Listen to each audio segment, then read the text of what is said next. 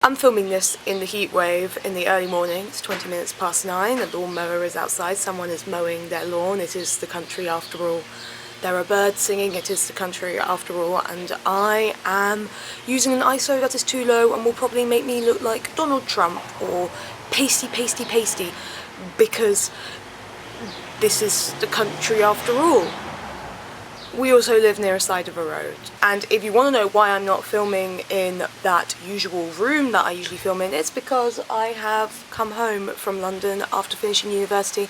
I am now living in my parents' house, my childhood home that I've known for 18 years and 21 years of my life now, and I will be living here for the foreseeable future until some poor London schmo can take pity on me and give me a flat for me to rent, and people can give me sweet mullah.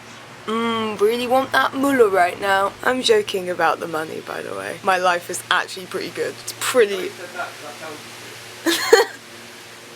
It's my brother James. You don't know about any of my family because they don't come on camera because they're all camera shy. Do you want to come out here? Do you want to... No, it's not interested. You're not interested in that YouTube life. This is not how the video was meant to go. And I'm sitting in my parents' garden, which is really, really lovely and really, really nice.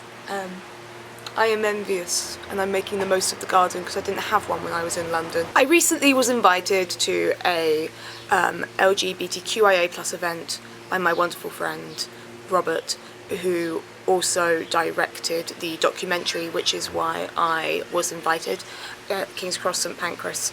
It is a documentary about LGBTQIA+ individuals and the prevalence of eating disorders within that community, and I'm in the documentary. I will put links to the card above and in the description bar below for you to check it out and watch people being interviewed and talking about eating disorders, because it is one of those mental illnesses that just does not get a lot of media coverage or a lot of press in general, and yet is a very significant killer in young individuals and young LGBTQIA+ individuals as well. The reason why I am sort of making this video, I think, is because that documentary and that event took me back 6 years, and it made me think about that 16-year-old kid who suffered really terribly with an eating disorder.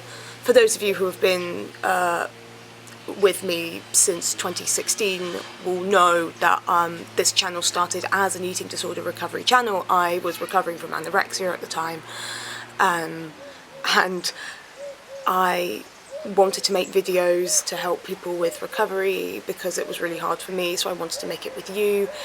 And then sort of other things from YouTube sort of spun board, and after talking about my identity, just mental health in general, and making a series about mental health, making a series about my identity, my eating disorder videos have sort of they've not been as large, but yet the eating disorder part of my channel was something that started this all off, that kicked me wanting to make videos in the first place. And I'm sitting here now thinking that I haven't made an update video about my recovery.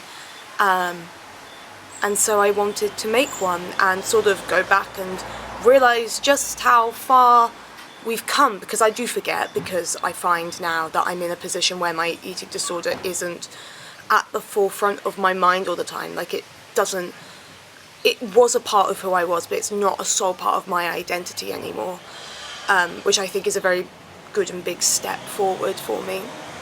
But I wanted to make an update video about where I am at the moment with my mental health and my eating disorder and my brain space, and what is my relationship with food now, because I don't do these videos often enough, and I think you should get to hear it. I think it has been 6 years since I had an eating disorder, and 5-6 years since I started recovering, and so this will be my 6th year of recovering, and I think I can safely say that I'm in a position where I'm not recovering anymore. I'm recovered.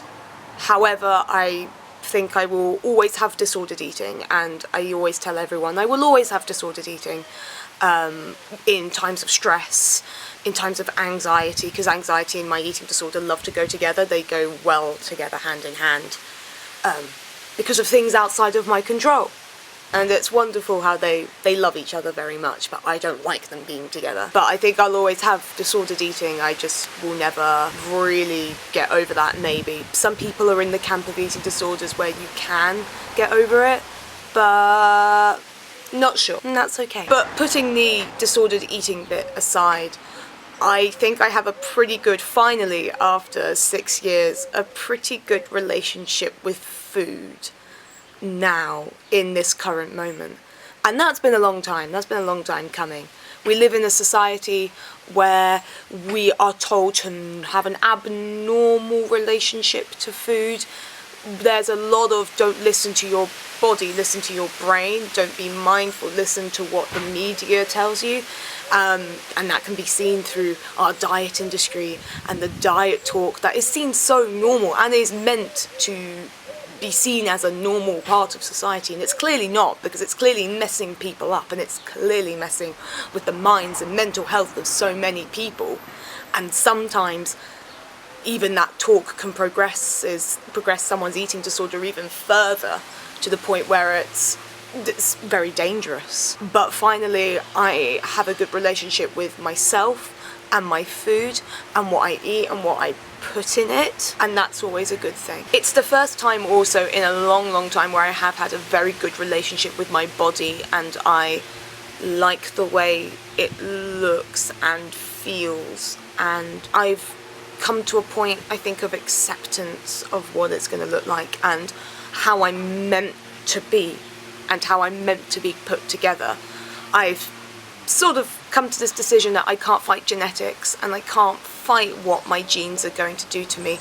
I can't fight the curves that I have. They're just going to be there.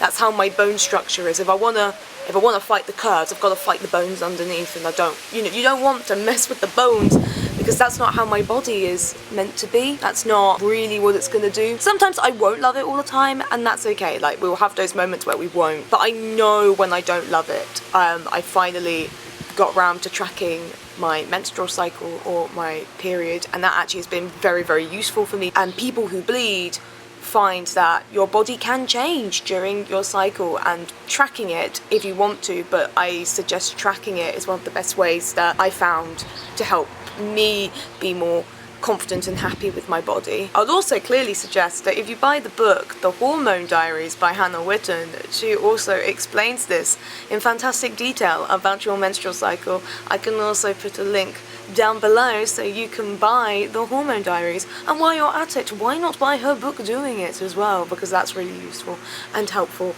as well. I wanted to make the update video because I think you deserve to hear about it, because some of you are subscribers from the beginning, because you saw my eating disorder videos and eating disorder recovery videos, and they helped you in some small way, which is fantastic to me, which is amazing, like 3 years ago, and it still surprises me that people still watch them. But also, going to that event, I have not thought about my eating disorder in such a long time, like fully not thought about it until this Tuesday, and people are asking questions, and suddenly I'm remembering memories that I've had. Then it just suddenly hit me that actually I've come further than I thought. To anyone who is watching this, or to any of my subscribers who have been subscribed because they have been suffering with eating disorders or eating disorder recovery, or you're new here and you didn't know about my eating disorder, I hope wherever you are in your mental health stage, or whether you are in your recovery journey,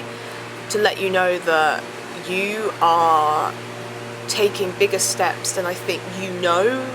Right now you're living day by day, and you're just trying to make sure that your brain or your mental health illness just doesn't fire up and try and attack you at every given opportunity, because it is a horrible voice that will just tell you horrible things about yourself and will never let you sleep, never let you rest. And I am very proud of you, because I think it's such a big thing.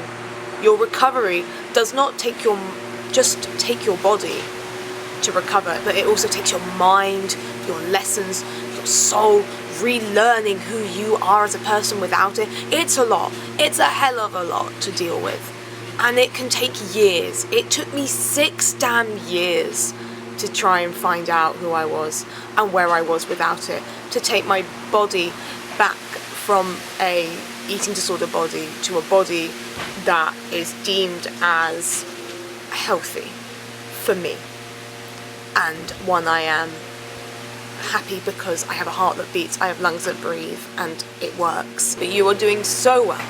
I'm so proud of you all, and I hope that today, as you're watching this, that today was not horrible for you, it was not too bad for you, and just keep on going. I've not done a serious video for a couple of weeks, and I've not done eating disorder video in a couple of weeks either, but I hope that you are okay, and that this video was something that made sense to you. My brain went, you're gonna say that made sense to you, right? And I'm like, yep.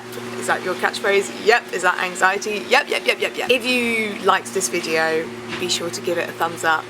It lets me know that you still love my eating disorder mental health content. I do try and make it every now and then. If you've got nice things to say, then comment down below. Let me know. And if you are a new person and you liked this video and you want to see more of what I do, then click subscribe down below. I make videos about my grey-asexuality and my mental health, and I upload on Mondays at 5 PM GMT. So if you want to see more of that, click subscribe and click the notification bell, because then you're part of the club that is alerted when I make a video, and that is amazing. And until then, with the wonderful music of a lawnmower and cars going past, I will see you soon and see you next time. Bye.